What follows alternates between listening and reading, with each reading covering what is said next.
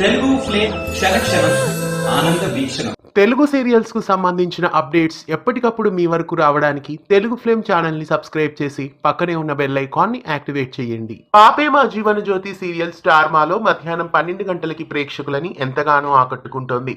ఈ సీరియల్ కథలో ఒక కొత్త క్యారెక్టర్ ప్రవేశించింది. విశాల్ అనే క్యారెక్టర్ పాపే మా జీవన జ్యోతి సీరియల్లో సరికొత్తగా కథలో ఎంట్రీ అయింది. విశాల్ అనే క్యారెక్టర్లో ప్రజ్జు పూర్విక్ ఎంట్రీ ఇచ్చారు. కుంకుమ పువ్వు సీరియల్లో ప్రిన్సీ కొడుకు క్యారెక్టర్లో నటించిన ప్రజ్జు పూర్విక్ ప్రస్తుతం పాపే మా జీవన జ్యోతి సీరియల్లో విశాల్ క్యారెక్టర్లో ఎంట్రీ ఇచ్చారు.